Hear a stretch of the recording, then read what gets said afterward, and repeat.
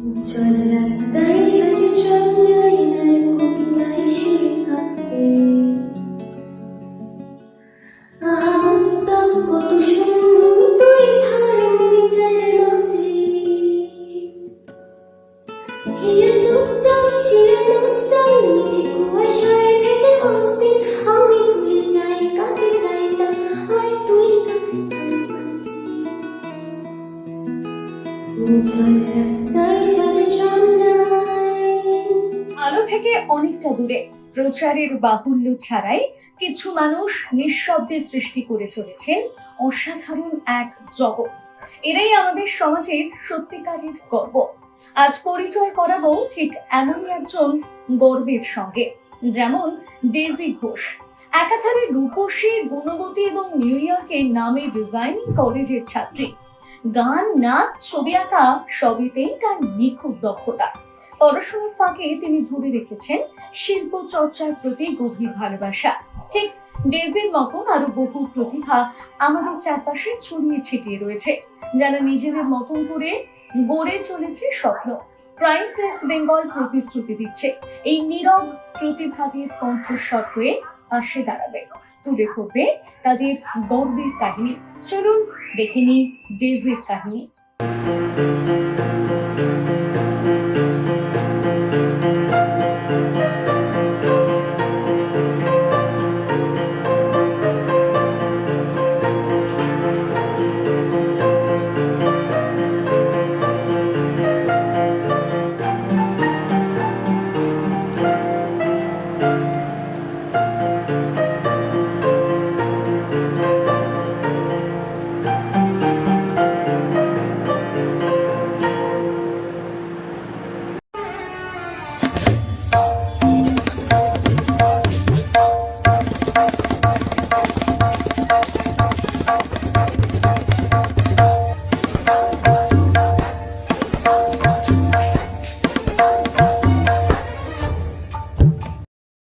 নমস্কার, আমি ডেইজি ঘোষ, কলকাতা থেকে। আমার বয়স 18 এবং বর্তমানে আমি NIF গ্লোবাল সল্টলেকের ফ্যাশন ডিপার্টমেন্টের ফার্স্ট ইয়ারের ছাত্রী। আমি এমনই একটি পরিবারে বেড়ে উঠেছি যেখানে আমার মা একজন নৃত্যশিল্পী এবং আমার বাবা একজন আর্টিস্ট, ফাইন আর্টসের টিচার। তাই ছোটবেলা থেকেই একটা সংস্কৃতি ঘেরা মহলের মধ্যে আমার বড় হওয়া। তাই নাচ, গান, আঁকা এই তিনটে আমার কাছে ত্রিশূলের মতো, একটা শক্তি সঞ্চয়ের জায়গা। আমার মাসিও একজন সিঙ্গার ছিলেন, তাই যবে থেকে আমি কথা বলতে শিখেছি তবে থেকেই গানের সুরের প্রতি আমার একটি টান। যবে থেকেই আমি হাত ইউজ করতে শিখেছি তবে থেকেই আমার আঁকার প্রতি একটা ভালোবাসা, এবং যবে থেকে পা ফেলতে শিখেছি তবে থেকেই তা থেই থেই তাত আ থেই থেই তাতের সাথে আমার একটা মেলবন্ধন। এর মধ্যে যেহেতু 2 বছর বয়স থেকে এখন 18 বছর, 16 বছরের একটা সাধনা। এর মধ্যে যখন বোধ ছিল তখন আমার টিচাররা সকলেই বলেছিল যে তো সারাদিন নাচ গান নিয়ে পড়ে থাকে, এ অত ভালো পাবে না। বাট আমি ভাবি যে প্যাশন কখনোই প্রফেশনকে ক্যান্সেল আউট করে না।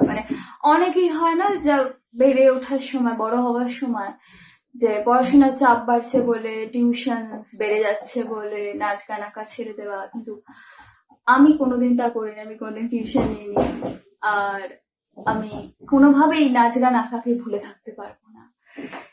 তাই যখন বোধ চলছিল 12-এর, তার মধ্যেও আমার 2টি শো ছিল। সাইকোলজি এক্সামের ঠিক আগের দিন আমার নেতাজি ইন্ডোর স্টেডিয়ামে সর্বভারতীয় সঙ্গীত ও সংস্কৃতি পরিষদের 50 বছর পূর্তিতে আমার শো ছিল, কিন্তু তারপরেও কিন্তু আমি সাইকোলজিতে 92 পেয়েছিলাম। তাই আমার এটাই মনে হয় যে যদি কোনো কিছুর প্রতি ভালোবাসা থাকে তাহলে সেটাকে ছেড়ে নিয়ে নয়, সেটাকে নিয়েই প্রফেশনটাকে কিন্তু গ্রো করা যায়। Passion and profession goes hand in hand. Thank you.